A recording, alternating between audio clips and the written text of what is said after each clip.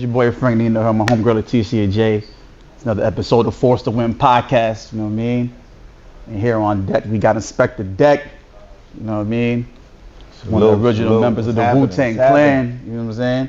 Woo! You know, my guy Ben forcing the one out here, man, you know, doing his fucking thing, baby. Lyrical fucking monster. You know, in my opinion, might be the best guy in Wu-Tang as far as the wordplay goes. I'm talking about as far as putting words together, similes, the metaphors, you know what I mean? Right. I gotta give it to my guy. I gotta give it to my guy Deck, you know what I'm saying? Yeah, but you know, as an artist though, there's more the components that come to a complete artist, but I'm saying as far as like raw lyricism and the way you put together these words. You know, back then, I feel like, you know, you was definitely in the that guy. Right. The top, you know. I appreciate it. I want to find that, you know, Wu-Tang, all the collective to me is hot, you feel me? You know, but Deck was one of the guys that, you know, who spit his shit. You know what I mean? So for me, I want to take it a little bit back before Wu-Tang. What were you doing before you joined the group? I was doing messenger jobs. I was working in fast food restaurants, hustling at the same time. But you know, it's like for me, it was trying to smuggle the hustle to have that 9 to 5. So you know, where the money coming from? You got to tell you know, you had to have an avenue of where that came from. So you know, I couldn't come in the house with brand new shit like that. So I'm like, yeah, I got this messenger job over here. Or I work here just to have a paycheck to show my mom's, like, you know, I'm living in my mom's crib. And yeah, had to get that money somehow, you know. So rapping, was you always rapping before the group, or like what were you like? Nah, I went to jail, you know, but you know, I was around a lot of dudes that rap, and even, you know, as far as Wu-Tang, but there's dudes that go back from Staten Island even before that.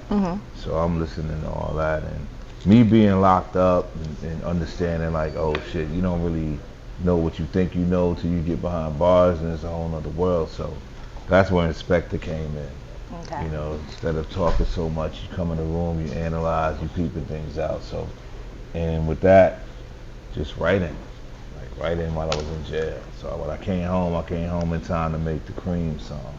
Okay. And that was one of my, like, I was happy I wrote that rhyme, you know what I mean? So I kept running it in Riz's ear and shit, so he gave me a chance to record that. So you that rhyme you initially wrote when you was locked up? Yeah.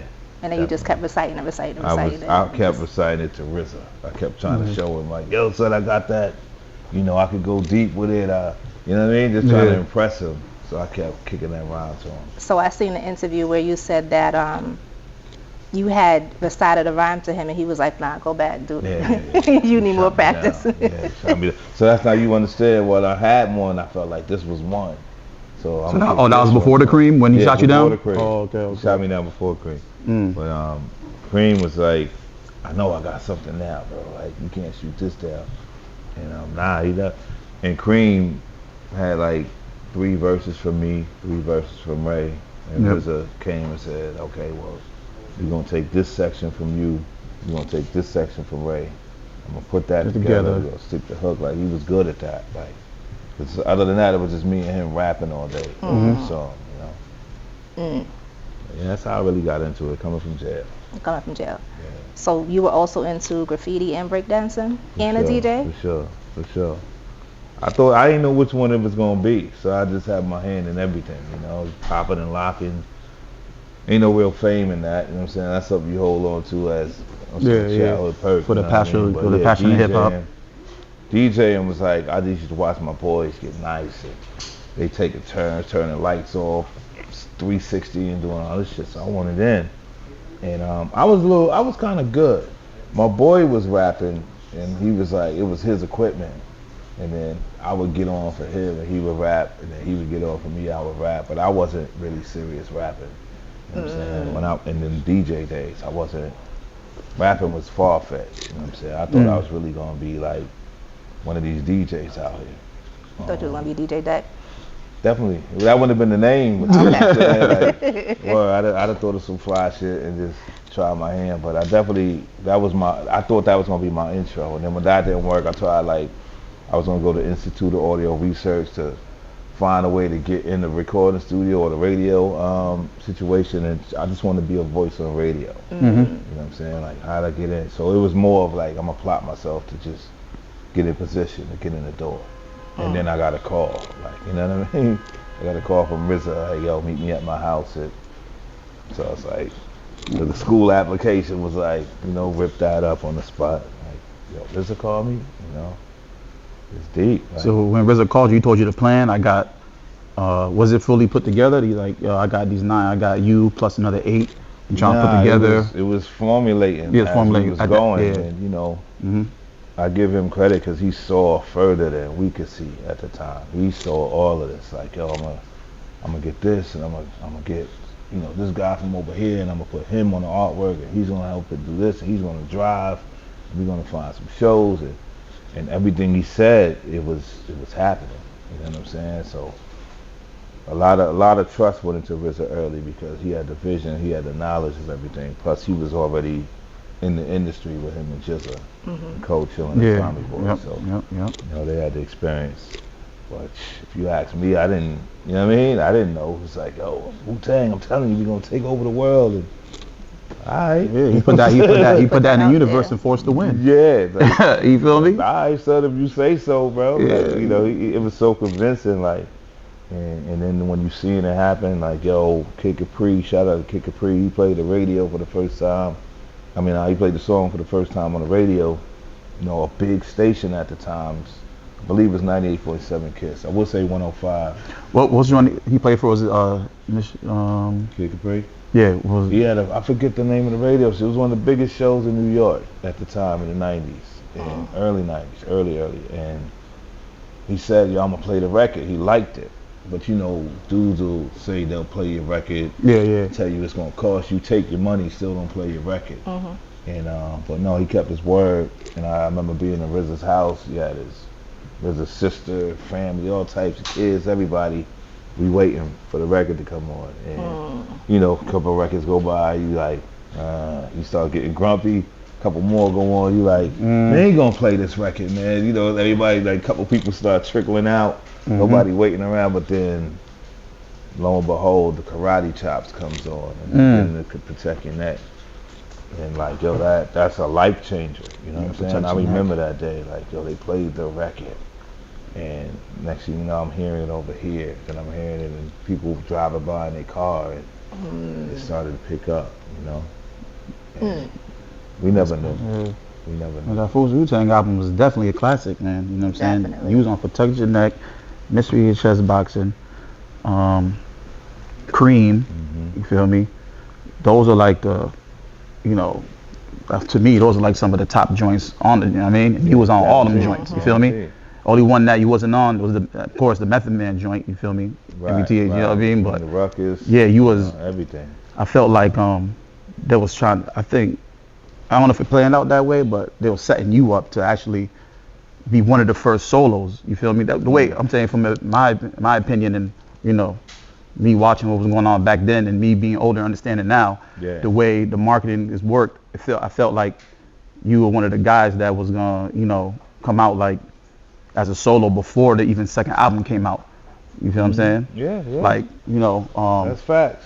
That's facts. Meth dropped first, then ODB dropped, then Ray, then Jizza.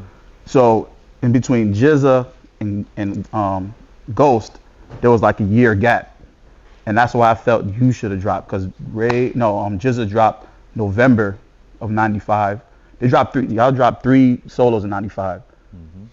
You know what I'm saying? And Jizza was the last one in November of '95. So there was a whole '96. In October '96, that's when.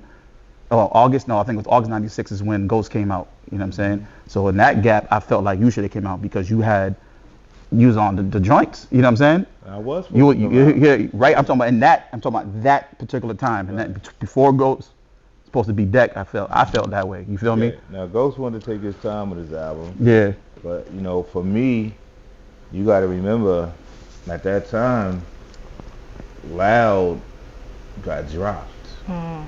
Loud got dropped? Loud got dropped. After. But what year did it get? When was that? This was slated for my album. This is right around that 97 period you're talking about, leading up to that.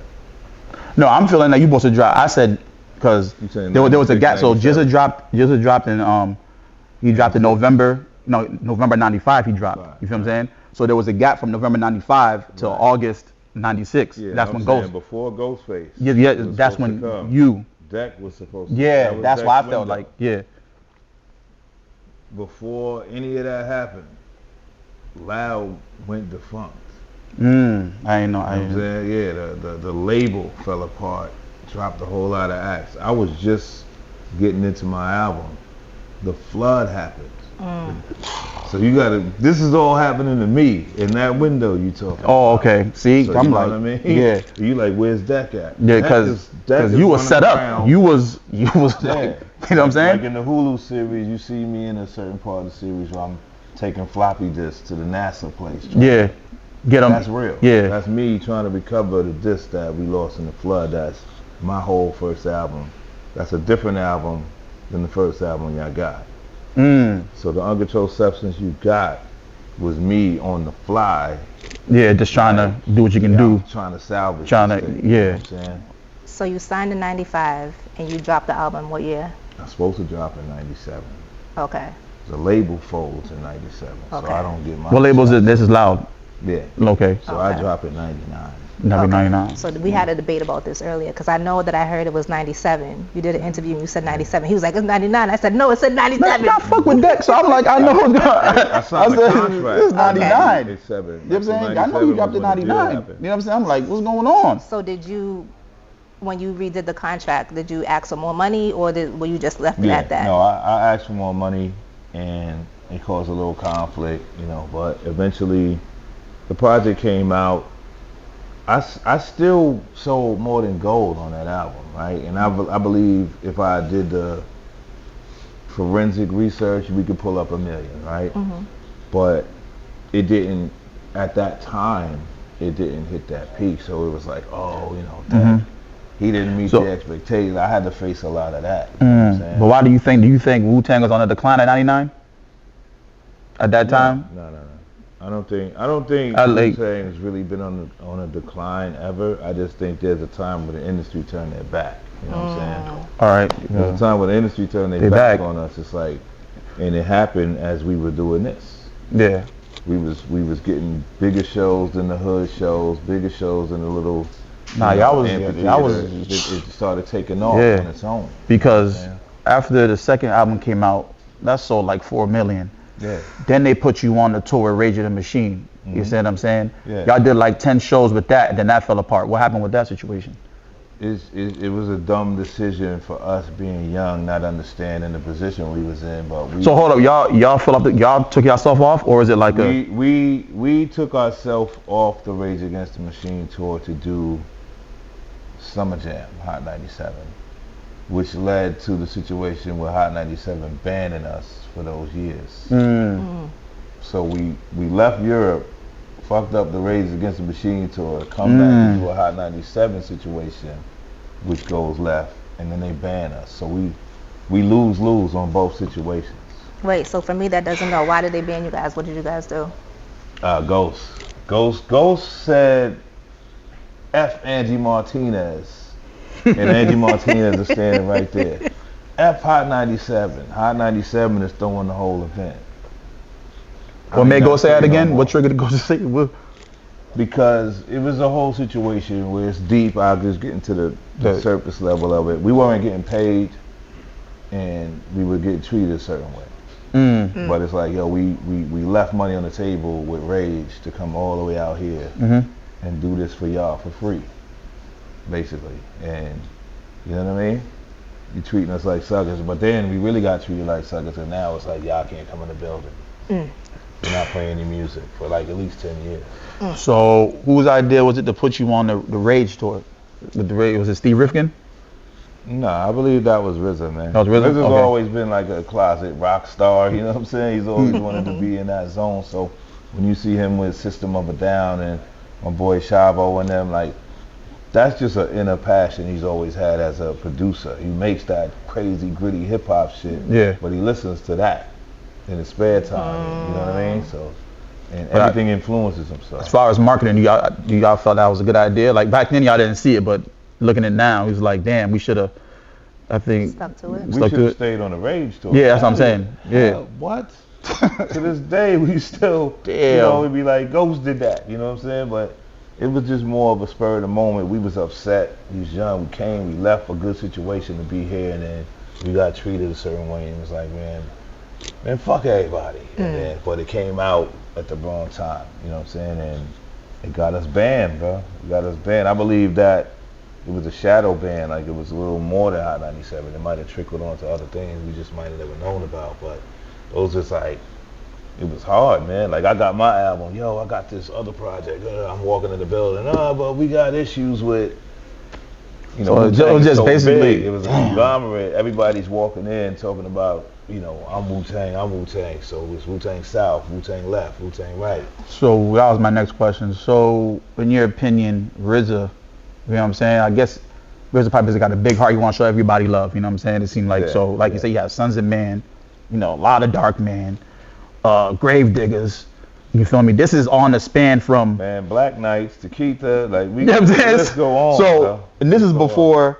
So this is if I'm a CEO, in my opinion, and I'm trying to get the core 9 members out. Shout out to RZA, no disrespect, my G, for watching this. You say, but right. I'm trying to get all the 9 members out. You feel me? So at that time, Master Killer didn't have the album. You, God, didn't have one. Right. You know what I'm saying? You, especially you, didn't have one. I told you my analysis when you're supposed to drop. You feel what I'm saying? So you got RZA now, got Grave Diggers, and a lot of Dark Men, and Sons of Man, and you know what I'm saying? So it's like, how are you feeling at this time when all this is going on? Are you like... I wasn't worried about... Ain't no disrespect to them. No disrespect. Nah, I that's what I'm wasn't saying. worried about none of them like that. I was worried about my situation. Yeah, exactly. And the only thing that really made me feel a certain way at that time when it was happening was the Capadonna project that popped That's up. my neck. You just take the Pillage. Yeah, the Pillage came out. I wasn't mad at my brother. Do you? It wasn't. Because he had nothing to do with nothing. He was locked up. He was locked up home. Yeah. The opportunity there, he did what he was supposed to do. And I just felt like I was being played. You know what I'm saying? I felt like I was being lied to, or I was being sold a dream. And so that made me get to the point where I'm like, you know what? Fuck these contracts. Fuck all that. I'm going independent.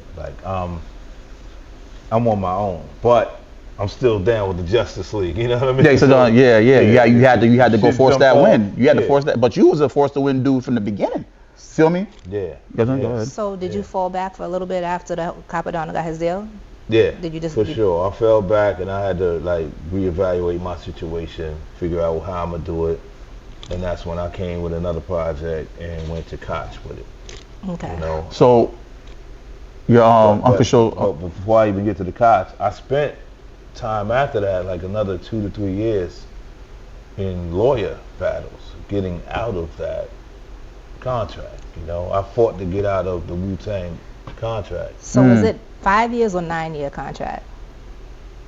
Man, I don't know. I think that shit was 9 years. 9 years. When the lawyer told me, he was just like, "What kind of contract is this?" You know what I'm saying? I thought y'all were boys. This is the type of shit the lawyer's saying. But me not understanding business, that's what business was. If it's my company. If I'm supplying this, I'm supplying that, then I deserve this size cut. I deserve this. I deserve that. And that's in any business. So us not really understanding that. We young. Right. So it's like I'm just thinking, we did a record. We sold records. We supposed to get money. You don't even know how much you're supposed to get, what your real percentage is, but you just I'm supposed to get something. I'm on the radio. I'm supposed to get something. Right. You know what I'm saying? People telling me I'm supposed to get shit because you got people in your ear too. And y'all didn't even really read the contracts, did y'all? Y'all just signed it. And even if you read it, you didn't know what it was saying. You still ain't really know. And then those who did use lawyers, lawyers are lawyers. Shit. The longer I can keep this going, the more that retainer's going to cost you. So I'm making money too. Everybody's making money off the situation. And so music and the word business is big. Shout out to Graph once again, but the word music. Anybody you pull into the situation is making money off that situation. This is music and this is the business part. The business. You feel me? Yeah. Music is the last part. For real. So real quick, Protect Your Neck. That was supposed to be your original from your album, right? Yeah. And You then did your homework, huh? I did my Okay, homework. that's what's Listen, up. after That's the what's interview up. I had the other day, Yeah, Protect Your Neck was a record on my original album called Not Your Average Flow. Okay. And yeah, the beat was a little different. It was the same kind of thing. And yeah, that record was crazy. It Lost in the Flood. So RZA was able to find a drum pattern or something like that. He kept the skeleton of the beat, and then he came with the new version. Yeah. We rapped to the drums, and then even on Protect Your Neck, like everybody didn't even go on that order. We was just all over the place. And then he comes back with the new version. Like I said, he's good at that. You do shit one day, you come back, the beat different. He's first, he's third. He done switched all of it. He cut some people off. He chopped the hook in half, and next thing you know, you got a song. And that's how a lot of that went down, man. Just us being at his crib. Yeah. Doing what we do, and him behind the scenes, you know, not sleeping. Just really putting his effort, putting his back into it to make that happen in the beginning. So it was like, you know, all praises due. Salute to that brother for life. Like, you know, he helped me change my life. Oh yeah, definitely. Right, Wherever the business right. was, but he still, at the end of the day, he still got at the end Inspecta of the day, Deck, still the He INS. saw that potential in me to help me see it myself. And like, yo, go get it. And you still eating to we still at the end of the day, you're still eating to this day. Hey, bro. You know what I'm saying? So you can't. I just was at the table with my brother. Yeah, You know, it's all positive vibes, beautiful man. wife, You you know know, what and everybody's family. Like, yo, we just. Yeah. You learn that late. You know what I'm saying?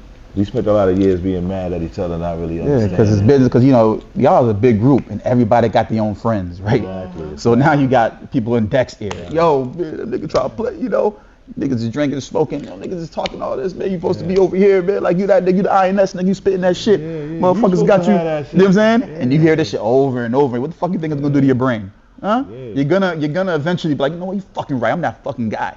You know what I'm saying? And then reality slapped the shit out you. Like, you know what I'm saying? Like, yo, you in your lane, and they in their lane. Like, my success is never gonna be a Method Man success. You know what I'm saying? But his success is mine vicariously. Like, yo, I watched this man grow from being the under the table grimy type dude, right? To where he's on the cover of damn near Jet Magazine, NAACP, Figure of the Year type shit. Yeah. And to me, that shit is dope, right? Like, it can never be no hatred or no ill feelings to see my brothers reach that type of plateau. Even you looking at me like, well, you need to be.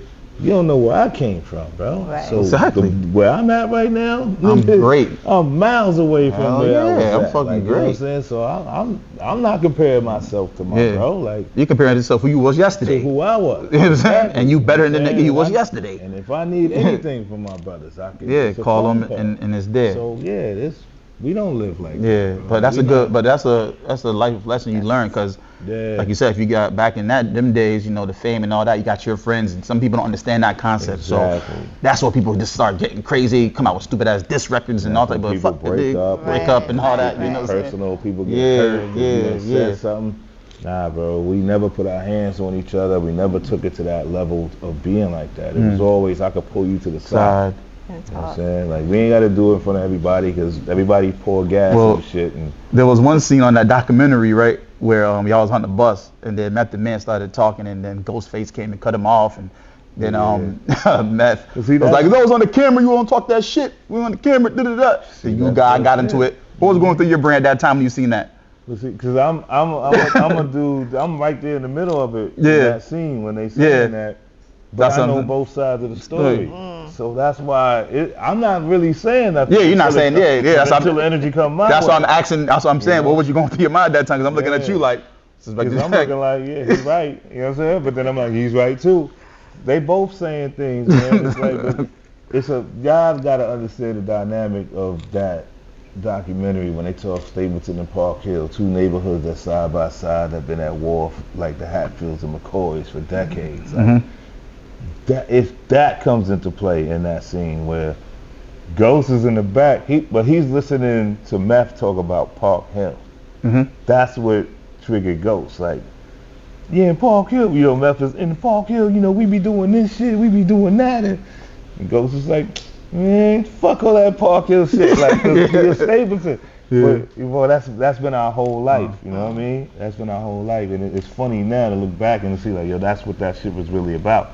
He was tired of hearing that Park Hill shit, and he's like, you know, Stapleton, and I don't know, man. It's some shit we had way back then. You know, like everybody got their own little personal battles. I used to battle Dirt, you know, ODB, God bless the dead, because I used to be like, man, you can't fuck with me, like, you know, because he rap freestyle and he'll motherfucker this, that. Yeah. And I'm really, you really, right? Yeah, like, so we used to go at it, like, you know what I'm saying? Like, how his verse made the track, you know what I'm saying? And RZA's explaining, yo, his personality, bro, like, you know, you get up there, you do that shit, you bomb atomically, but Dirt's gonna come here and he's gonna spice it up in a different way that you can't, you know what I mean? And it's like, you gotta learn that. Sometimes you gotta humble yourself. So each person had their own, you know what I mean? That's why I said earlier in the episode, even though I think you had the best wordplay, but there's other things in the artist that contribute to being complete, you know what I'm saying, that holds weight too. You know what I'm saying? So this is what makes Wu-Tang unique and what, you know what I mean? Yeah, that's how I feel. Like everybody, there's so many of us that's gonna represent somebody in your hood, somebody you know, like, you know? All right, so before you joined Wu-Tang, you and Meth, was y'all a duo? Me and Meth was trying to be a group at one point, way back before the Clan. My guy, Granville, from around the way, DJ, younger brother, Spec, started making beats. They moved to the Bronx. And so we was traveling out to the Bronx, listening to beats, you know, because these were dudes from around our way, so we at least wanted to hear what they had to say. This was before the RZA days. And they come from the block party era in New York, you know, that's just break beats and different shit like that, which is where I grew up on. But when they was making their production, the production was like, it was more R&B-ish, it was more catering to, like back then, like a Father MC would have killed that type of shit. Me, you know, we Park Hill, that Father MC shit up out of here. Like that's how we traveling to the Bronx and we pissed. Because we getting that type of production. And it started becoming like, yo, it ain't worth it. No more. You know, we was going to Fort Greene, Brooklyn. We was going to a few places to see different people to try to make this happen, and we just wasn't getting the production. And it's so crazy because it was me and him. When I got the call from RZA was like, yo, come down to my house. I had never recorded in RZA's house before, but it was me and Meth on the block, like selling our cracks and shit, like, yo, come with me to RZA house. Like, yo, I got like 4 left. He's like, I got like 3 left. So we like, this is RZA calling us to come in the crib and put some shit down. So what RZA was this at the time? This is RZA fresh off the Tommy Boy deal. Oh, had a little money. Right, the Love You Raheem song and all that. And furnished the studio, had all the shit cracking, but he had his moment where he had his vengeance moment too. Like, you know, the industry tried to play me, or they wanted me to wear these top hats and funny suits, and he was like, I'm coming back with my boys, you know what I mean? And shake them down, and that's what it was. Like, we was just backing him. We didn't know shit about none of that shit. Like, if he said it, like, all right, that's what's up, you know? And it was more like protect him. Because he was the thinker. We was the actor. Like, we was the action. If he said, flip the table, we flipping the table. Like, whatever it was. So, and, you know, like, and looking back, like, as I'm talking about it, like, yo, decisions, bro. Like, if I could have said, I'm not going to RZA crib that night when I was talking to Matt. Like, yo, you want to come? We discussing, we gonna sell our crack first, then go see him. Like, that type of shit. But imagine we didn't even go. You know, fate might say that we met again later on down the line. Could have been, but the wheels might have been turning. We might have missed the boat. Time is, you know, time is everything. Exactly, man. So, you know, I learned not to take opportunities for granted after that. You know what I'm saying? So, I'm at the door waiting. At the door waiting. I'm sitting by the door. I'm a spook, just sitting by the door, man. So when opportunity's knocking, I'm there. And then you took things into your own hand when you started producing, right? Yes. So is that the scene in the movie where they, not in the movie, in the documentary, where you're doing the track for, what was it, Tales from the Tales from the Hood? Hood, Is that's yeah. a true story? That's a true story. The part of that that's not true is that I didn't say like, oh, well, say it's a Wu-Tang track or something like they said that at the end. Like I didn't want to take the credit and I gave it to them. That's not true. But that's all Hollywood shit. Yeah, because that was I the question I was want gonna the ask Okay. too. Like, You know, I got the plaque in my house, so that shit went platinum. You Yeah. know, Tales from the Hood soundtrack. So it's like, that was a score for me. Like, okay, I'm coming. I don't even got an album yet, but I got an opportunity to do Yeah, that. you're on the So, soundtrack, it was yeah. like, it was just more and more telling me, yo, bro, you built to do this shit. If you get the opportunity, bro, you forced go, that. You go, forced that one right there. Right. Go You Jordan on you him. created the opportunity. Yeah, and yeah. forced that Well, one, the yeah. opportunity was when it was brought to me. I didn't know what to do, but give it here. I'm gonna figure it out. You know Yeah. what I'm saying? I went, learned, made the beat by myself, like. Yeah, All that. you forced that win right Yeah, there. you know what I'm saying? That's forcing a win Yeah, like a motherfucker. yeah. That's- And then for your album, you did what, 50%, 75% of the Yeah, production I on did a it? lot So of that's another production force to on it. win. And that was me dealing with a flood, dealing with label being dropped, got the deal, got the money, got to produce something. You know what I'm Right. saying? Yeah. So fourth disciple, you come in. True Master, you come in. You But know, RZA everything. did like 3 joints on that one. RZA did right? about 3 joints. Yeah, on RZA it. did But 3 joints on there. Again, if I had the formula, RZA production, Oh yeah, like playing guest appearances on each and then track, exactly when you and drop at that time. I told you you're supposed to It's drop. dropping at the window. Yeah. That's how it was set up. Yeah. It just didn't work out like that. You know what I mean? So I had to. It's like being at the race, and son clicked the shit. You did all the preparation, but somebody tied your shoes together. Yeah, So you fall right at the start, and your whole time, not the whole race, you trying to catch up that lap you missed. yeah. You know what I'm saying? So I found myself doing that, and I was like, I can't do that. Because it's too late to catch up. Everybody's a mile ahead of me. I'm speaking Wu-Tang. You know what I'm saying? Ray album's out, Jizz's album's out, Caps, everybody's out.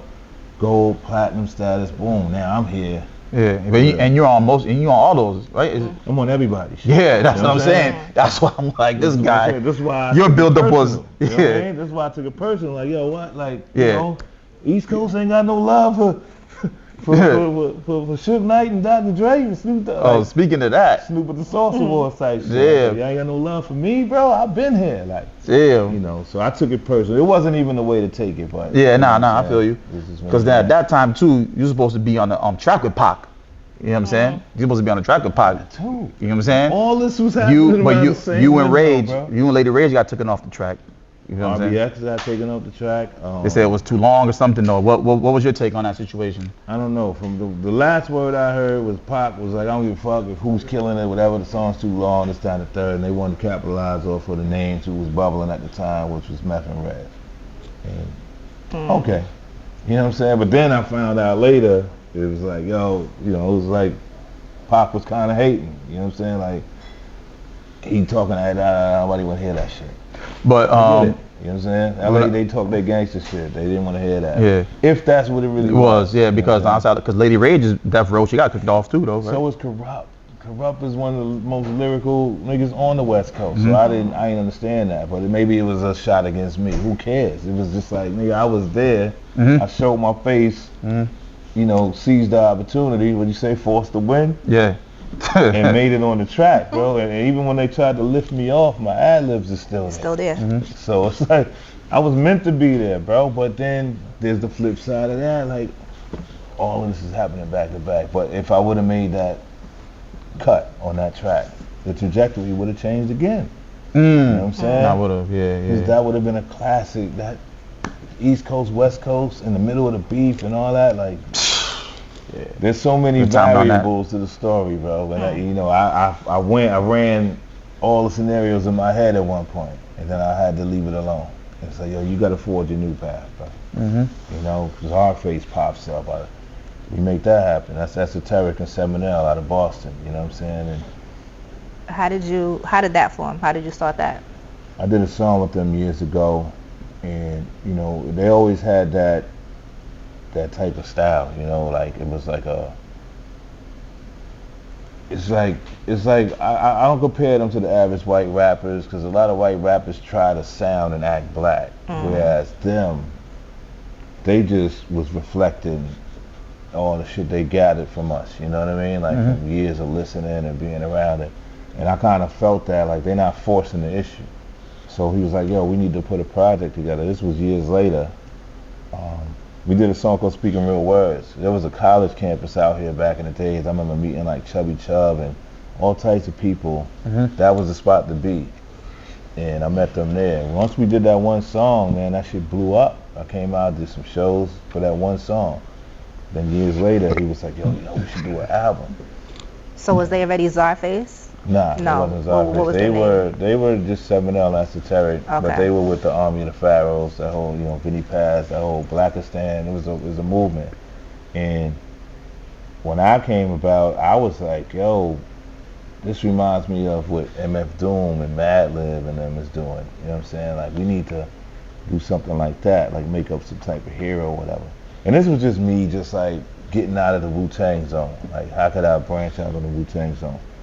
And so it just like this skateboarder stoner rap is definitely white crowd, but it works both ways. You know what I'm saying? Like, and it's hard to explain. But when I've been in a CZARFACE show, we got beats that hit you like RZA in his prime. Then we got beats that hit you like some Cypress Hill shit where it's rock influenced, or you know what I mean? And I'm just looking at how it's affecting people. People like, yo, that shit is sick. We never heard nothing like.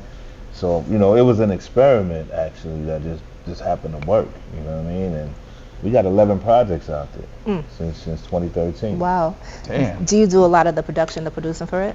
Nah, 7L does all the production. Me and Esoteric do most of the rap. We did like collabos. We did CZARFACE versus Ghostface. Got a Ghost album. We got two versus MF Doom. CZARFACE versus MF Doom. Like, there's some shit out there. We got a host of people from Meth to GZA to, like you said, Vinnie Paz got Beating Us, like all kinds of guest stars all through all these projects. Right. And we just signed a deal with Virgin to drop the latest one called Zarmageddon. Artificial Intelligence. And just speaking all that robotic shit that's going on right now. Yeah, that shit is definitely something going on. Yeah, there's a lot happening. There's a lot of right shit now. going on right now. Yeah, for real. You know what I Gotta mean? be careful. Wow. So you also linked up and done songs with Terminology. How did that come about? Term is my guy, man. Shout out Term to is my just guy, somebody Term. that. Big Nash shit, big, you know what I mean? Yeah. Shout out Terminology. Where you at, man? Big Shout out E shit, Terminology, big time, bro. Cause I love the reason I love son, cause he always keep me in mind. Like, I don't think I did no features with nobody. I've done at least 6 or 7 features with Terminology alone, and maybe RJ Payne. I did a lot of work with RJ Payne. RJ, Shout out to RJ Payne. Yep. But Term, man, Term is like.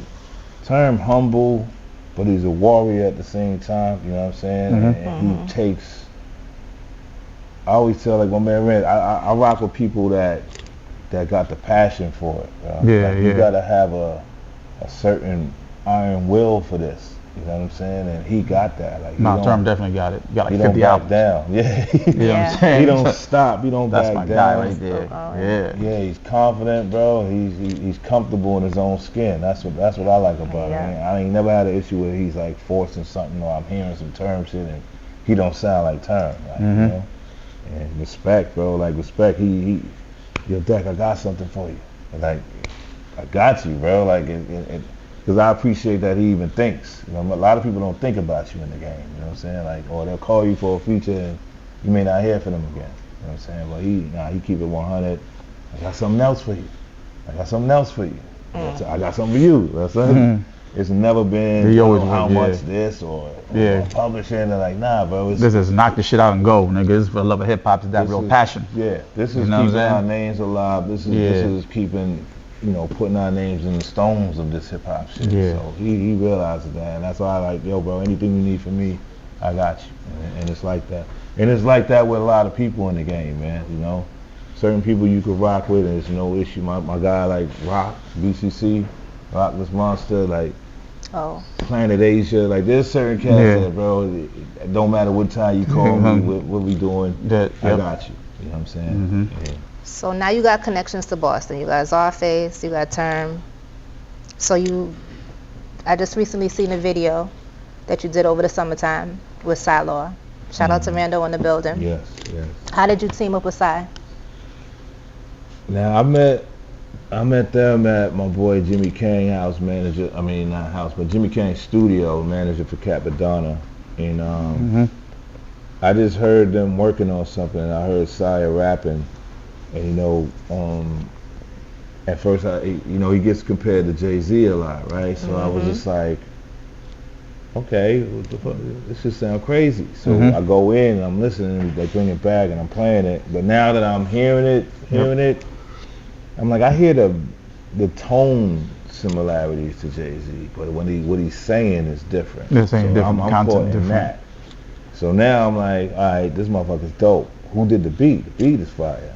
And so it's like, yo, my man Rand did the fire. So I'm like, okay, y'all a tag team, XYZ, then, send me some beats. I'm listening to the beats. And, sometimes the email shit don't work out how you trying to do it. So it really took me to walk in and sit down with them. So when we walked in and we sat down, then it was like, different. Now email should be watering things down. He's pulling out fly shit. I'm like, because email, you don't know what to say. I think the first time you do something with an artist, it should be in person first, and then you start emailing. Then do the email. Yeah, because I think it fucks up the whole feng shui of the situation.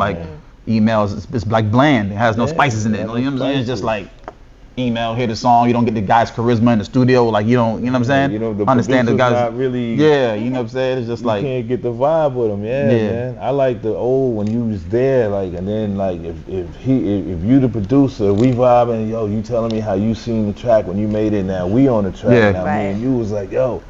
I said some shit like this, like, oh shit, yo. All right, so I'm gonna say, I'm gonna say this behind you, and then we can. That's where all the thought process and the creative. That's how classic albums come about, and things like that. If I'm in the email, that's like taking a test, and I got my paper over here. And shit, like all that email shit. You know what I'm saying? Yeah, it's like we on the same test, bro. Like, let's win this together. It's crazy. So man, it's weird. It ain't even crazy no more. This world is weird. So you got technology is a gift and a curse, man. It is. Gift and a curse. How do you feel about social media coming from our era? Man, listen, man. Social media is even weirder. Like another gift and curse.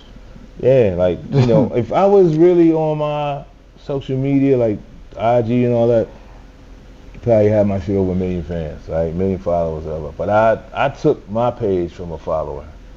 It was just like random dude. He had the most followers. You know what? Come here. You want to be me? You flagged them down. Yeah. How was it? You know what I mean? Like, it was funny for me. Like, give me my life back, bro. and snatch the page Real from shit. him. So I just had to kind of branch it up and get the followers. And I don't be on there like I should, but then I did a social experiment one time. You know what I'm saying? My daughter's mother was saying, listen, you be posting dumb shit and people gravitate to that. And I was like, yeah, when I post my regular shit or my life work or my blood, sweat, and tears, they bypass it. People bypass it. Say, oh yeah, that's cool, whatever. But the crackhead getting slapped, you know what I'm saying? or any of that silly shit, bro. I be looking at y'all 60,000 likes on that. Like, really? That? Y'all didn't like this fly shit I was spitting 2 posts ago? So it's like, I find that weird, but now I learned how to manipulate it into my own shit. Yeah, that's what you gotta do. Yeah, I spoon feed you my shit and hit you with the dumb shit and build the followers off that. Like, y'all really, it's a formula that works. Like, it's stupid, but it's working. Right. I should be able to post my fly shit and that go through the roof. And get some, you know what I mean? Yeah. That's like with our stuff. We post stuff and we don't really, it is what it is. Right. But, okay, speaking of our era, how do you feel about today's music? That's a loaded question, man. That's a loaded question. Today's music is good and bad. It's good and bad. There's good music if you dig. Back in the day, you gotta dig. Yeah, producers that made beats, Pete Rock and premiered on them, they'll tell you they laid on the floor in record shops to find that record that the other producer didn't have. Right. You know what I mean? So now you have that same effect. You can go online, you can go to different places, you can find different dope shit that's not on the radio that everybody don't got their hands on. That's not heavily marketed with a big bag behind it. Yeah, you got to search now. You know, they got craft beer and craft this. They have craft hip hop in a second. You know what I'm saying? Like this is only for a select few. Yeah. And they all the rest of y'all can have that, but this is our niche, right? Yeah. You know what I'm saying? And it's kind of like that because you got emo rap, you got a lot of different shit going on. What did I learn about the other day? Ooter, was it Ooter? I was like, what is that? Ooter rap? Some dude the other day. Ooter. I was that never right. Yeah. But I called you on that. I don't know. I don't know nothing what's going on. Yeah, you know he's one of the Jim Jones artists, but yeah, Ooter. I don't know nothing about that. Yeah, so I was like, I don't know what that is. You know what I'm saying? There's a lot of good stuff and there's some bad shit. Yeah, you know, you just gotta filter it out to what you like. But one thing I will say, man, like whoever's watching, bro, stop being scared to rock the shit you want to rock. It's like he don't like the shit I like, but that don't mean I can't play it. Like dudes be like that. Like you want to rock some deck shit, but she don't like deck shit, or he don't like it, but he might feel it. But you love this shit, but you won't play it, or you won't claim it. You know what I'm you're saying? being a follower, not a leader. Yeah, you know man, play your shit, play it loud, dog. I was one of them dudes. You didn't have to fuck with me at all. I'm playing what I like to hear. Growing up, I got MC Breed, bro. I got Too Short, rapping Forte. I'm playing shit in New York. Yeah. That is like, what you playing? Scarface before the Ghetto Boys. I had all that shit. 3 Times Dope before they even knew they was like, cause we tuning in 2 and 3 in the morning to these radio stations, to these underground spots, and you know, and this is New York, so I don't know how it worked in anybody else, but we had these stations 2, 3 in the morning that be playing all the dope records that the radio wouldn't play. Yep. And we just making cassettes of that. So, you know, I would love to bring that type of shit back, like unsigned hype from the source. Remember, you just find dope people from all over and the source, give them source. some record play. You know what I'm saying? Let them get the shine. Like, yo, this record, these dudes is from Texas. You know, like. And these dudes is from Memphis. These dudes from Detroit. These dudes from Jersey. These dudes from Worcester or whatever. Like, giving everybody a shot. Yo, send in your dope shit. I mean, like I said, social media opened up the playing field. So, you know, that's like its own publication right there. Like before, you only had the Source, XXL, you know, BET, then you had MTV. You know, you had different things that only you used to see. You know what I mean? You know, and it had video music box. You feel me out here? Yeah, like you know. Source had you want to know who had the Source quotable this month? Yeah, like what do you feel about when Nas got the quotable on that Verbal Intercourse with Ray and Ghost? How'd you? You remember? Lights, cameras, and actions. I ain't with it. Yeah. Unfold the scroll, plant seed, the stampede, the globe went out to cease. By then the beasts arise like yeast. The conquer peace, leaving savages to run in the streets, live on the run. That's worthy, bro. That's worthy quotables. Today it's a quotable. You know what I'm saying? What's the Source quotable today, if there was? You know, who's quoting? There's a lot of dudes that's getting quotable. It's just that you gotta find them. You gotta dig. You know what I'm saying? Well, there you go. Yeah. You gotta dig. There's niggas out there spinning that shit. Of the obvious shit that they force. Oh, the obvious, the stuff you're forcing on us. It's not. I don't know. You know what I'm saying? Quotable? You know, I don't know. Speaking of verses, quotables, when you wrote your verse for Triumph, what was going through your head? I was trying to prove a point to some college kids. you came out of nowhere. Yeah, I was on the college campus. I could swear, I don't know. I don't remember if it was Morgan State or Coppin State, but it was definitely in Maryland. And they were talking about Wu-Tang only rap about drugs and guns and all this type of thing, and I was like, yo, you know, well, we rap about where we come from and the life we live. So, you know, wordplay, you over here, you in college in your dorm, you know, your parents probably helping you out, and you know, you got a little assistance. A lot of us ain't got that, so, you know, the life is a little harder. But at the same time, what y'all talking about? You know what I'm saying? Like, nigga, we can do whatever. So I had that in my mind when I wrote that Triumph verse, and I was just like, So was you originally the first person on that song, or did you have to do his magic and switch stuff up? And he's like, oh no, this. I wrote that verse for my man Tony Touch, DJ in New York. Mm-hmm. He had a tape called 52 MCs. Yeah, I remember that. Yeah, me and Killer Sin from Killer Army was on that tape, going back to back on Mobb Deep, the G.O.D. beat. Yep. And that's where Triumph came from. I wrote that rhyme to that with Sin.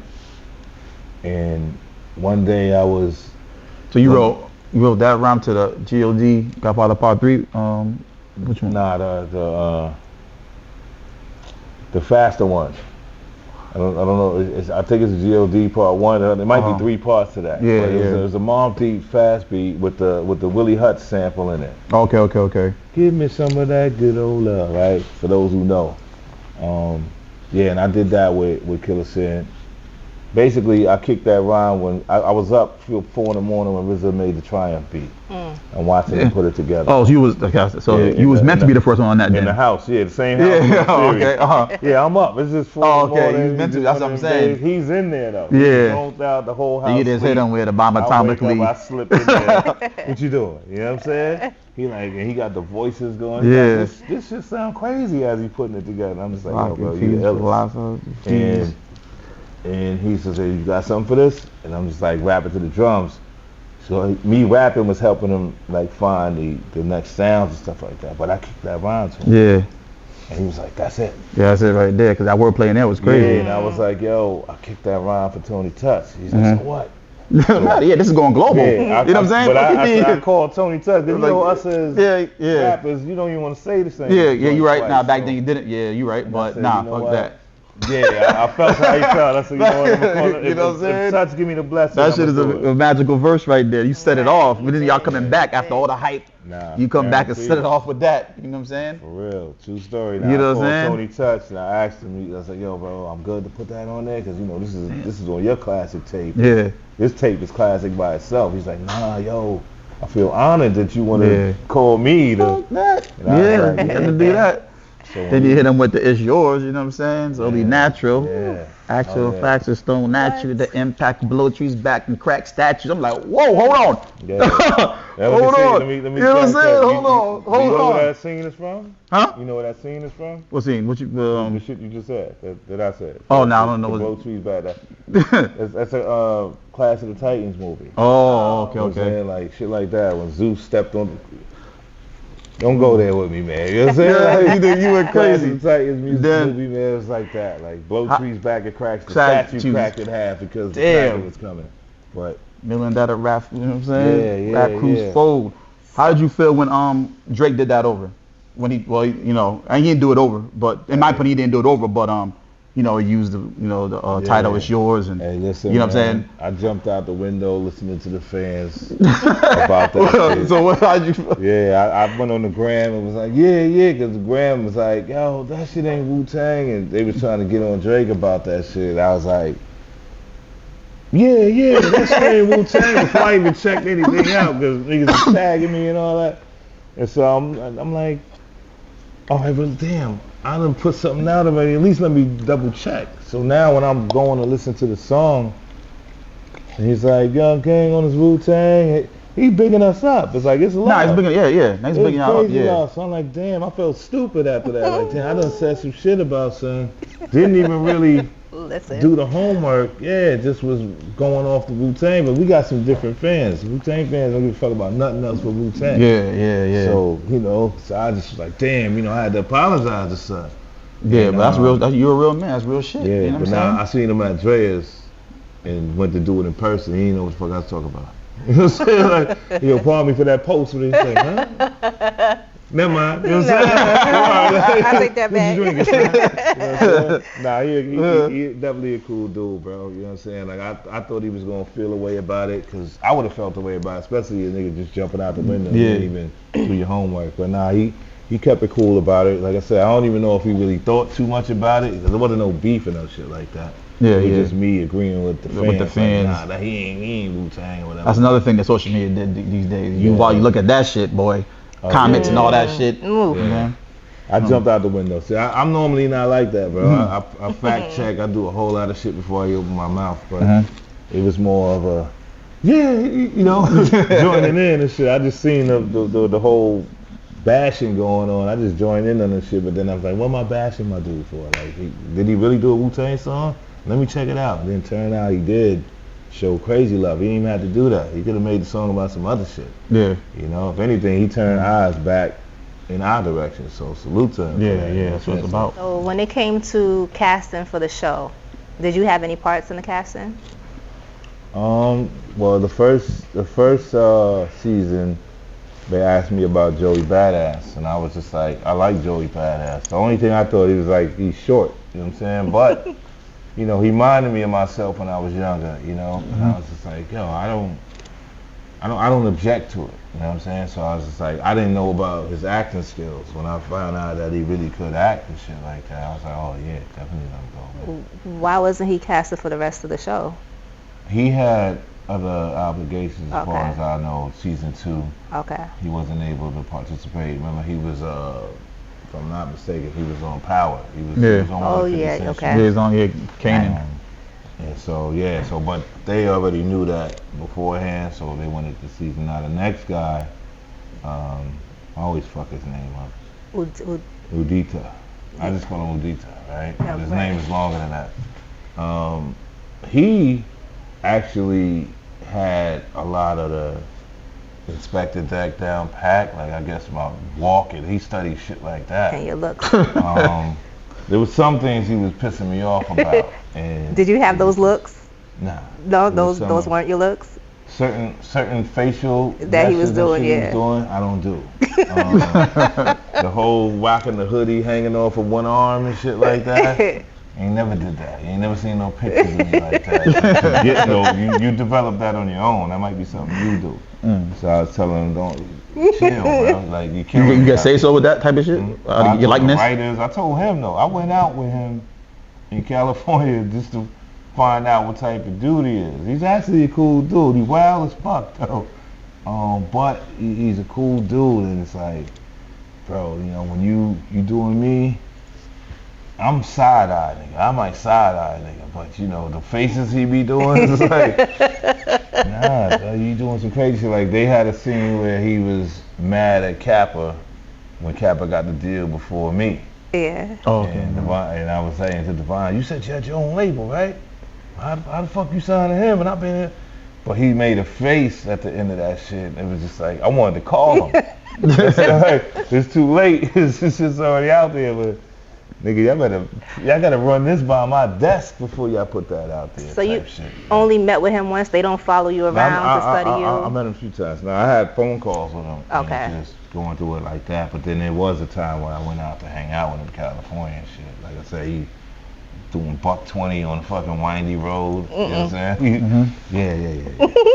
So how does it work with the show? Then they give you residuals for that too, for using your likeness in the show? Name and likeness, residuals. Oh, okay. Depending on what else you do. I was able to do extra writing in there, so bump up the points a little bit. Okay. Yeah. So I always wanted to be a writer, but I never wanted to do the acting part.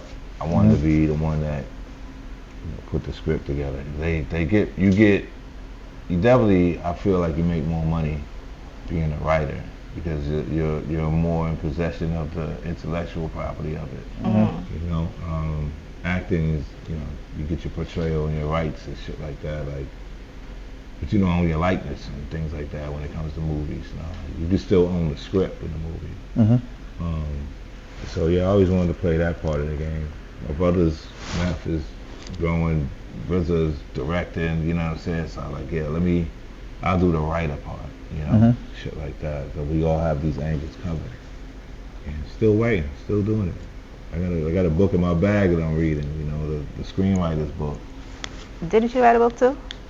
I'm working on my book. You still working on it? Okay. So going back to the writing part. So of all the guys on the show, you're the only one that had a sex scene. Why you, if you're the quiet one? And did you write that in yourself?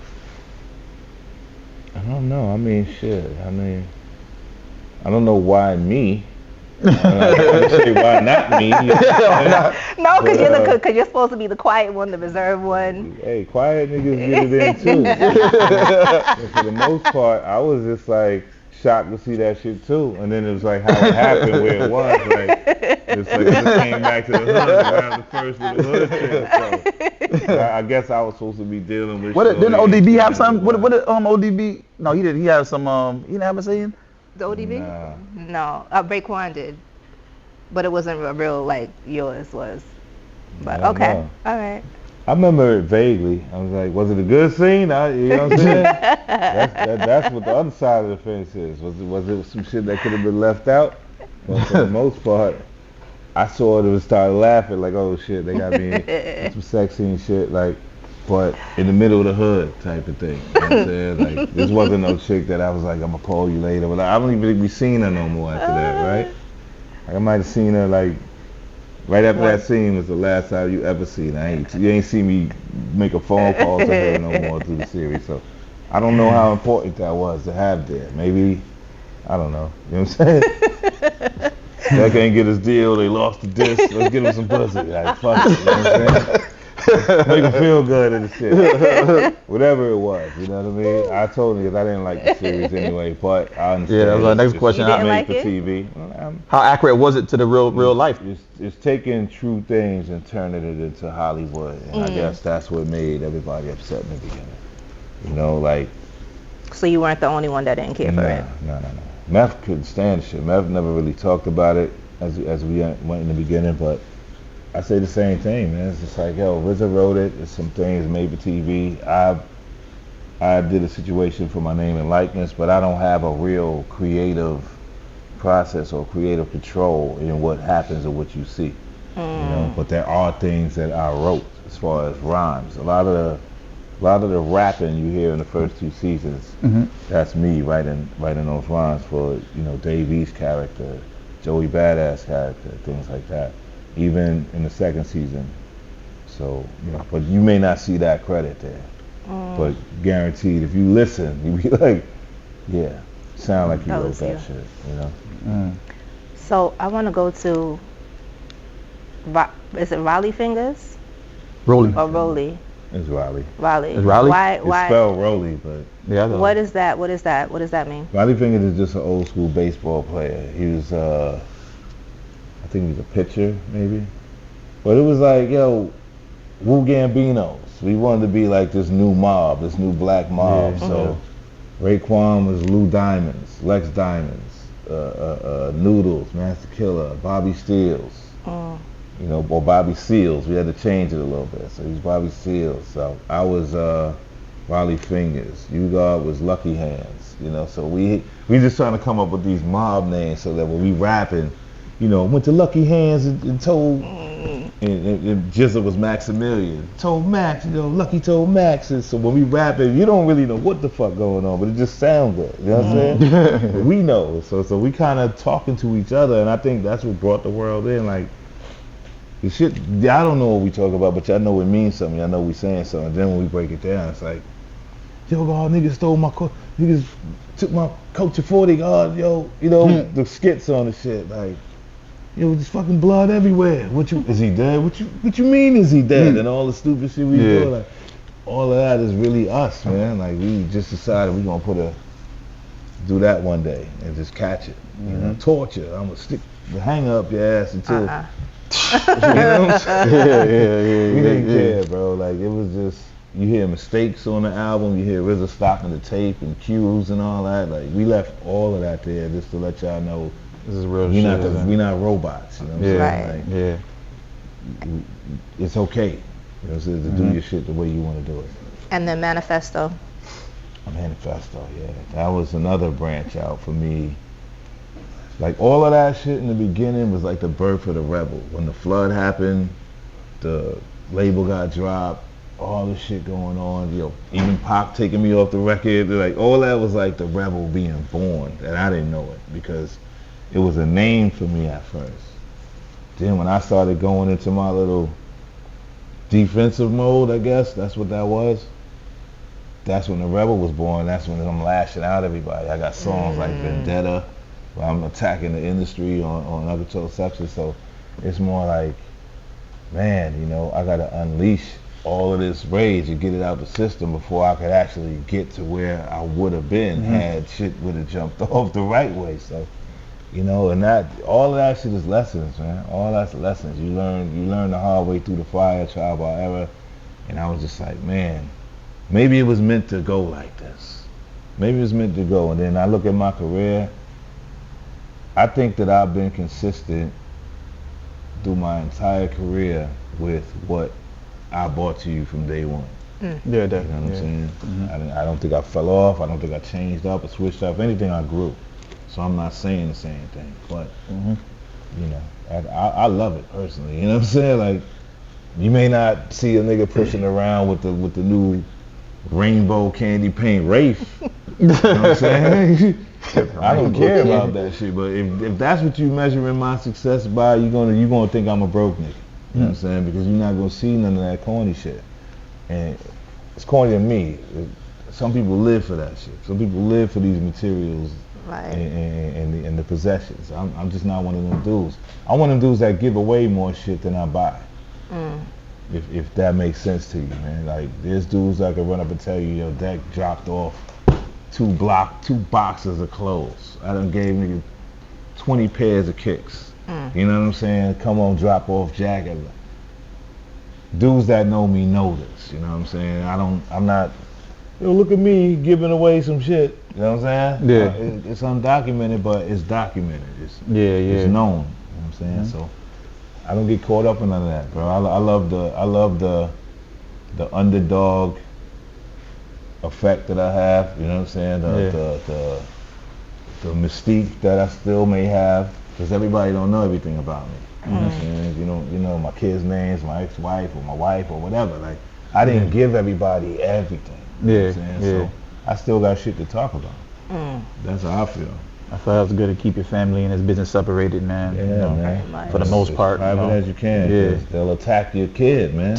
It was like, This shit is wicked. Son, nigga. Like, This shit is wicked. Now you gotta act up. You know what I'm saying? Now you gotta fuck up on motherfuckers. Don't care, yo. The You know what I'm saying? funniest shit ever. Like, Even people in the industry, man, when it's time, they load it up in their clip just in case you say something fly and they go, you know. Yeah. This shit is crazy. Yeah, I got dirt loaded up in the gun. Like, you know what I'm saying? Like, they'll hold it for you too. Yeah, like, you know, that's what it should be, man. It should be like crazy. Right there, Diddy going through something with Cassie, right? And, Yo, and you got another chick that came out and said some new shit just now. Like, Damn, I Oh, there's another chick now? Oh, geez.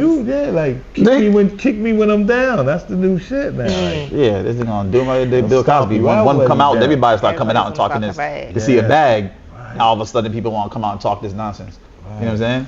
Not to say it's not. I don't know. Allegedly, I don't know. Allegedly. It just seems like, we don't know goddamn. what happened. One person says it now, they're gonna got 10 girls behind him saying, We don't know Diddy what did this to me too. But that's what not to shit on Diddy, because I know he's going through a lot right now for whatever happened. I don't know what happened, so I ain't gonna judge. Yeah, something we don't I know, just but like, damn, out of nowhere, a new person just came out and said something new. follow like, suit, Something. man. And now all these videos are popping up too, where the rappers are sitting around at like tables. Like, I think Fab felt uncomfortable because somebody was like, brought up the $20,000 or go to the Puffy Mansion, and then he just felt I seen that uncomfortable. video. Then there was another kid. What was his Desi?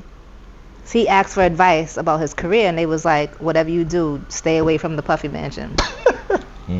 So I don't know. Yeah, that shit is the mansion parties. Yeah, beware. This industry, this shit's crazy. Y'all mansion parties. How was y'all mansion parties? Y'all had some wild nights? Our mansion parties? We had wild nights in our mansion parties, but you know, A, I was much younger, and B, we threw straight parties. You know what I mean? Like, Okay, let's keep it. we threw straight shit. Like, Yeah. so I have to make that clear. When we talking Wu-Tang mansion parties and parties in general, it could be in a hut. Jesus. It could be in a hut. Where's the bottle? I gotta drink. Hold on a second. We keep Where's the it bottle? I gotta 1,000 That's real shit right there. Very platonic. Whatever word you want to throw in there, that might be Throw it out all of in place, there. but whatever. Damn. Y'all know what I'm talking about. Like, nah, man. My God. Yeah. Do what you do. This ain't no hatred to y'all. So, I'm just letting you know where I stand. Cause you have to draw the line. I love women. I love my children. Mansion parties with I love Wu-Tang. people. I love everyone. Straight parties. We straight partying. Oh my head. Oh my gosh. Straight party. You gotta be clear, man. You have to be clear. All right. So back to you. Can we expect any more solo albums from you, or are you done? You're retired. No. I got a few things up my sleeve before I'm gone. I got a project called The Ballad of City Slick. That project has like Premier, Havoc. I got my production, Ty Fife, Marco Polo, a lot of guest stars. Havoc, you got shit. Wow. Yeah. Nice on there. So you bringing it, you getting that feel, you getting that mid-90s, that golden era feel it's right a hip hop. This is like a classic hip hop feel, for what I do. And then my next project is called The Dragon's Breath. It's produced by R.J. Payne's producer, P.A. Dre. Okay, yep. Entirely. Oh, it's P.A. I thought it was Padre. It's P.A. Dre. P.A. Dre. It looks like Padre. Yeah. He's a dope producer, man. And this sound and this album he gave me is more like a grown-up album. It's where I'm at now. Yeah. I kind of want to put that one out first because the times have changed so much. I feel like I need that one. But 50 years of hip hop and hip hop's 50th anniversary, I want to put this one out because this goes along with that. Okay. But the second album is a much more grown up album. I got another project called The Unsung Hero, where my man Ren produced at least 5 joints on that. Shout out to my guy Ren. We got a song called Influential together. Yeah, man, I'm just working. I got another IPA beer coming out. We working on a liquor deal with, I'm gonna keep his name low, but he's ex Seattle Seahawk. So we trying to make. Okay. Let us know when that come out. We can put that on the table. Right. Yeah. Work it out. Yeah, definitely. You throw that on the table. You feel me? Okay. So have you? Yeah, we working. Have you written for ghostwritten for anybody? Do you wanna write for anybody? I've ghostwritten for a few people. I'm gonna keep their names low because I don't know if it hurts them or affects their credibility. You want to keep writing. We ain't trying to keep them checks I'm not coming. trying to fuck up my own bag when it comes to that. Keep them checks I've definitely coming. done some ghostwriting for a few people, not like no major Grammy winning shit like that, but people that you might have heard the song didn't know that had a piece in that. So, yeah. So you're gonna still continue to? Yeah, I want to ghostwrite. I want to not necessarily. I don't know, is it ghostwriting because nobody knows who it is? But I actually just want to write for younger artists. Understudy, So is that what it is? So I don't know if that's necessarily ghostwriting, but just writing for newer artists for sure. How is it working with Big Pun? You got that joint with you, Pun, and Prodigy on Pun's album. You feel me? What did y'all do that in the studio together? Yeah. Y'all was all together when y'all did that? Together, Damn. So explain, give us a story from that. That was a weird one, man. It's even weirder now because it's like, damn, it make me feel like there's somebody watching over me because both of those dudes are gone, you know what I'm saying? So it's like, I got a call from my boy Scott Free, who was the one that brought Mobb Deep to Loud Records. He brought, Pun and Joe. He's one of the dopest A&Rs from the 90s, Scott Free. He called me, yo, man, Pun wants you to come to the studio, put this verse down on his album, his first album. Pun was just making noise, and Terror Squad, and Joe got down. It was like, New York was, all right, Pun, word. Like, And he's like, oh yeah, Prodigy's here too, he on the track. What? So for me, I'm thinking Pun and Prodigy, this is a bounce pass, you know what I'm saying? I got a 360 dunk to shit. Yeah, damn right. I had the Pete Rock and Corrupt single at the time. I got a 360 this. And so that's what that was about. So I walk up in there, Pun got 30 dudes from the Bronx in the studio. Prodigy got 20 Queens dudes in the it's a mob in the studio, and it's me from Staten Island by myself. By yourself. And I know Prodigy, Noid, who was there, Jungle, and on Pun's side, I just knew Pun and Joe. But there's all the goons, all the Everybody, yeah. everybody else. So you in the booth, everybody's there. They all. It's not even a booth. It's like this. Oh, And, okay. like the mic might be in the middle. Okay. You know, it wasn't a Looking big like a cipher, studio. looking like, huh? It was more of a cipher because Pun, Pun, his thing was he wouldn't stand in the booth. Pun was a big guy, so he had to sit down. Yeah. So they brought everything to him. Yeah. So being that the mic was out there, they're not gonna bring it back into the booth. Yeah. Hook anybody. So everybody's right here in the middle of, you know. Mm-hmm. And I'm just like, it's all tight. Yo, my nigga, there we go. It's crazy. I can't even think, and I ain't got no rhymes. So I'm like, damn, I gotta. Oh, you had to go there and write then and I had to there. come with 16. They didn't give it shit beforehand, nothing. You had to go there No, and. I ain't even hear the beat, no nothing. I thought So you this kept the is- 16 on your Yeah, hip. this is me. Yeah, yeah. But yeah. everything don't fit. You know what I'm saying? Okay. Everything don't Okay. fit. So I do, even though I keep it, I'm like, first in office, who the culprits? The claim to be the newest. Prodigy doing his shit. Oh God, I can't say that. You know what I'm saying? I had something until he said his shit. Nope. You know, Prodigy Deck and me, the trilogy, ability. Your Pun's come in with his shit. Can't say this. You know what I'm saying? So I'm like, you know what? I'm gonna test my metal right here. I gotta write a rhyme in the time it takes for me to smoke this L.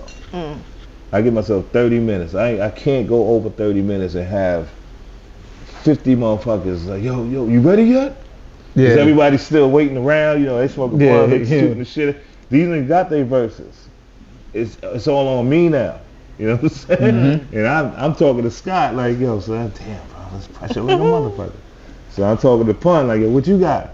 You know, like, yo, P, I'm trying to find a friend at that moment. Like, damn, I gotta get some thoughts. And I was like, you know what? Then the Wu-Tang nigga popped up. Like, you know what? Fuck that, bro. Like, if they wasn't feeling me, I wouldn't be here. Like, you know what I'm saying? I can't be questioning myself in a minute, but I looked at them two dudes as great at that time. Like, before they died. Like, these two dudes is crazy. So I said, I gotta make my mark. So I just, you know what I mean? Whatever I wrote is what came right then and there. And it's like, I got it off within 30 minutes, got in the booth, got in and out. And when I came out, it was like, Prodigy and Pun was the first ones to tell me like, yo, you killed that shit. But then the rest of you looking for the big cosign like, yeah, son, you killed that shit. Now it's 30 pounds. It's, okay, I did my job. You know what I mean? But that was one of the most precious situations that I faced in rap because of how I looked at Pun and Prodigy. Damn. And how they got down. I was like, I can't. Those are the times for the emails. Yeah, there's no email. You know what I'm saying? Gotta get in the studio, cook up, the pressure's there, the lines then. You gotta put that pen to the paper, or you better do some shit like how Big or Jay-Z used to say, they write it in your head. You better do something. You know what I'm saying? Yeah. Something, man. You know what I mean? You got everybody ain't got around all you. day. 50 Bronx niggas. Yeah, you know what I'm you saying? ain't got all day. 30 Queens niggas there. Everybody looking, smoking, drinking, and you like, damn. All right. And everybody waiting on you to do your shit so they can finish the pressure's song. on. Like, you got to be able to, you know what I mean? This is where crazy true MC, pressure, bro. true lyricism, true passion for the game comes in. Not you fly-by-night ass niggas, man. Oh gosh, here you go. You know what I'm saying? Talking. You gotta talk that shit sometimes, definitely man. some fly by nights, yo. Y'all motherfuckers ain't doing that. Y'all niggas penning. Nah, man. Y'all niggas penning these days ain't moving like that, They man. would've folded. Sorry. You know what I'm saying? A lot of y'all niggas need to step y'all game up. I'm gonna sign y'all to Dump Truck Records. You know what I'm saying? That's what we gotta start doing. You wanna start that label with me? Dump Truck Records? You might make some money off that. Wait. Nah, we ain't gonna make no money. Nah, but that's the shit that's popping. The Dump Truck Record type shit is popping. You know what I'm saying? It is. You know what I'm saying? Let me know. Right. You might have. You know what I'm saying? I know we'll You have know what I'm saying? Breakdown Lane Records, Dump Truck Records, whatever. How many artists y'all got? We got 900 artists on our label. And we giving you the Hyundai with no motor to start off. You know what I'm saying? So besides CZARFACE, do you have any other artists under you? Well, right now I don't have any artists under me, but I work with a lot of different people, like all over the place. Mainly like lately, within 2023, let's say, you know, my artist Hellfire. It's my boy. I won't say my artist. That's my guy. Hellfire, Sick Ministry. Randy, then the whole Austin squad, Sire Law, Knuckles, NBS squad, you know, like, and then there's the countless other I'm you so may blind. not know. I didn't even know that was him sitting over there. I'm so blind. Yeah. Oh my gosh. Yeah, so, yeah, it's just more like I work with everybody. Like even when I just left Worcester, I've accounted, like I did like tracks with 18 different people in Worcester that I met that I just feel like. Yeah, Oh, then over time you're just saying Wow. like. Yeah, over time, Alright. you know, just meeting different people, singers, rappers, producers, whatever, just teaming up and just creating like, yo, I've worked with a lot of people. Like you may know them, you may not know them, who knows where it may go in life, but you know what I'm saying, I know that I've given back. You know, That's that passion you got. That's the passion you got for hip hop, man. So This do game. you want that title? Do you want to have people on like manage, Ever produce? start a Inspecta Deck label, anything like that? Me personally, no. Because I know what it takes to really get behind an artist and have to do what it takes. And not saying that I couldn't do it. It's just it's a headache. For one artist. Now you got this one artist, and you got this group over here, and you got this dude, and everybody's personalities don't mesh, and Everybody be artists clashing. don't get along on labels. Like it's a lot that goes with it. So I'm not trying to be in control if somebody makes it or breaks it, you know. Or you didn't put enough money into pushing the album and all this, like. They start blaming you for everything. Yeah, you get the blame, and I went through that, you know, putting money and time into a lot of artists back from my hood, and just seeing like a lot of ungrateful shit, a lot of sabotage going in. I was just like, you know what, bro, I'm wasting time, and I'm sacrificing a lot to waste this time. So you know, and everybody's not like that, you know. Some people. Like my boy Hellfire, like I said, and the people I'm working with now, they got the memo. You know what I'm saying? Yeah. But everybody, this shit ain't for everybody. It's not. Some people that see the glistening camera, see the clout, try to get in just because, and Right. you get chewed up and you spit right back the fuck out. Those are the guys that were signing the Dumb Truck Records. Dumb Truck Records, for sure. But yeah. So y'all just celebrated 30 years They don't get platinum records over there, right? A million sold, you might get a corduroy record out of this. Frank got all the names, all the names. So y'all just celebrated 30 years of the 36 Chambers. Yeah. How was the events in New York? It was crazy. I met the mayor of New York. You know, it's crazy because they got jokes on him. He be partying and shit like that. Oh, He be like, the mayor be lit, you know. He's That's being a real investigated right mayor. now. The mayor's definitely being investigated. You know, he's got ties to hip hop shit. You know, he may All type have of mob stuff. ties. See, but I'm saying that's what they just try to fuck him up because he got ties to hip hop. But you know, He's like, he On fucks that- with the niggas. I We got gonna a get him. chance to meet him, and I put the picture up on Instagram. It's the first comment was somebody saying, "Not a good time to be taking pictures with the mayor." I just had to laugh because he's under investigation, but for me, it was just, it's bigger than that. You know what I'm saying? Like, I don't know what he did or didn't do, but he's the mayor of New York.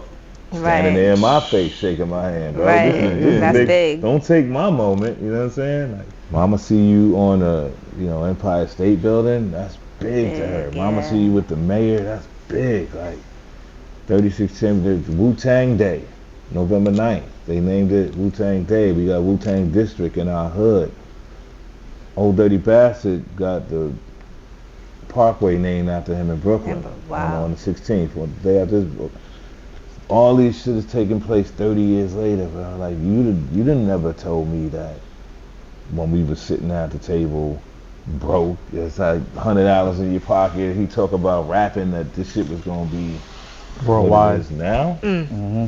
Like now, 30 years later, no way. He couldn't have told me that. So that's why I'm grateful. I take shit as it's given. You know what I'm saying? You ain't gonna see me like, I've been jaded a long time ago, so shit don't move me like it move other people. Like, I don't chase a whole lot of shit. I like to stand stationary in a track. You know what I'm saying? Right. Rather than to be running around chasing a bunch of shit.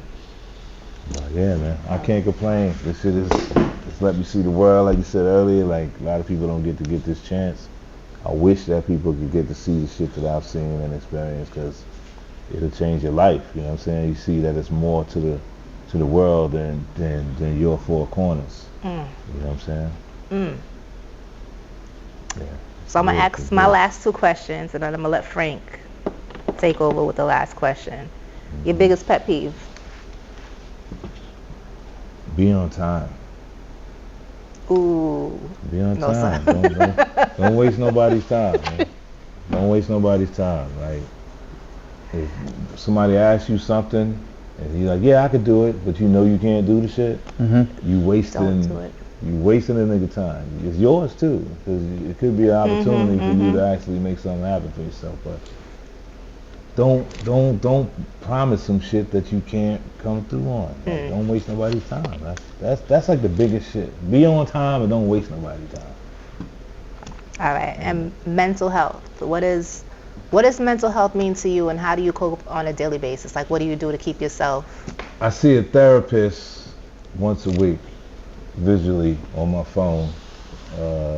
Black lady, Joyce. Cool as hell, because I like to get an unbiased opinion on a lot of shit. You know, you going through things with your family, your partners, your wife, your husband, whatever it is.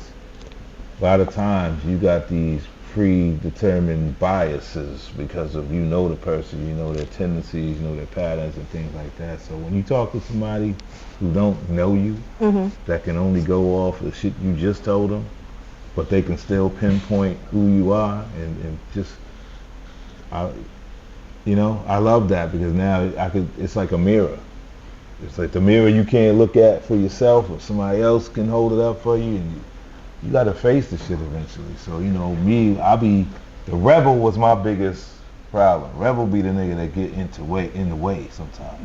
Inspectors, yeah, so what did you say again? How do I do that? Like, you know what I mean? Rebel's like, fuck you talking about? Like, he'll blow the bag. And I've done that so much that I had to learn to, hey, bro, you know what I mean? Push them aside. Push that shit aside. But that's all anger management. That's all self-control. And that's what I go to therapists for. Like, because I snap. I'll be like, I'll snap because I'll let the shit happen 100 times. You know what I'm saying? Like, yo, man, this nigga say this shit one more time, and this will be the 99th. You know what I'm saying? I give you 100, nigga. I gave you 100. Some people don't give you 10. Some people don't give you twice. I gave you the rope. You done hung yourself, played jump rope with the shit. Hung it around yourself. You know what I'm saying? Climbed the building. You did way more than you should have did with the rope. But I gave you the rope. Now I'm justified if something else got to happen after that. You know what I mean? And that's the way I live my life. So, and you know, try not to step on toes in your own pursuit of happiness. Don't try to shit on others and try to make yourself look good. You know, things like that. Like basic shit. That's G-code shit. And that ain't for no gangster. That's life. That's for a real man, real person. Like, yeah, that's life. Human being in general. I'm glad that you sat here and said therapist, because a lot of people won't see a therapist because they're too much of a G. They're too, you know, it's in the black culture, I feel like it's taboo. It's frowned down upon. So I'm glad that you sat here and said that. We frown down upon real shit, and we accept the most goofiest shit ever. You know what I'm saying? Like, y'all accepting some of the goofiest shit ever, but they're frowned down on the shit you need. Like, I don't live like that, man, and I don't live my life based on if you agree with my shit. You know what I'm saying? Like, nah, bro, this is how I do. You like blue jeans? I like khakis, motherfucker. Like, oh, I like blue jeans. Whatever it is, man. You entitled to your shit, I'm entitled to mine. But so mine, you get attacked. Yours. Yeah, you get attacked because you want to represent the shit you represent. Right. Yeah, that's how shit be crazy. Like, I feel this That's way. why you had to make it clear earlier about the mansion parties. Make it clear. Straight parties. How do you know about mansion parties? What are you doing inside there? Like, you For know, straight it's parties. Those niggas. Like, You feel what I'm saying? like, Nothing against nobody else. Whatever you do, that's your life. But we're representing straight parties. Straight. Back to deck. Back to our regularly scheduled program. You know what I'm saying? Had to get that PSA in. Yeah. You know what I'm saying? Okay, so obviously our podcast name is Force to Win. Go ahead, Frank. Yeah. So, in your definition, what does force to win mean to you? And the last thing is, you can give us an untold force to win story when the rebel had to come out and you had to really jump that hurdle and force that win. I mean, shit, my whole career, bro. Like based on. Yeah, baby, yeah, we've been saying it the whole time. Yeah, I've been forcing to win longer than I know. You know what I'm saying? But that's a fact. I mean, I guess that's what it is, man. When I guess when your back is against the wall and the circumstances don't favor you, I would look at it like that. Like when it look like you about to take the L, is when you forced to win. You know what I'm saying? So, And the L comes. Turns into a W. To me, yeah, the force to win, you can't force a win unless you about to lose. You gotta feel like you losing right now, or you gotta be in a position where you feel like everybody's this is gonna be a loss. But I gotta come out swinging. You know what I'm saying? I gotta Barry Bonds put this shit out in the water. You know what I mean? Out the park into the water, man. And that's just the way I think. Nah, that's definitely on point. Okay. You know, forcing that win. I got a couple more to force, as I see now, you know. Got a couple more wins to force. Yes, sir.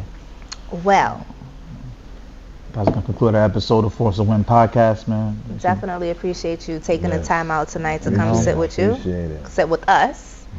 Shout out to Rando. Shout out to Silaw. Shout out to Silaw. Shout out to Brandon. Shout out to Nux. Yeah. Shout out to Lavish Loot in the building. But most importantly, again, shout out to you and thank you for coming to sit with us tonight.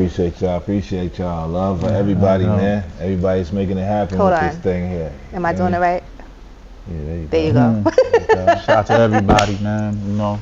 Yes, love and respect. Battle of the City Slick coming soon, man. Dragon's Breath coming after that. Unsung Hero. We got it lit for 2024. Y'all ready? 2024. And most importantly, shout out to Brandon and shout out to Show Off Bedlam for allowing us to use this spot. Because without him, this wouldn't be possible. So shout out to you, B. Yeah, I came a long way to make this pop.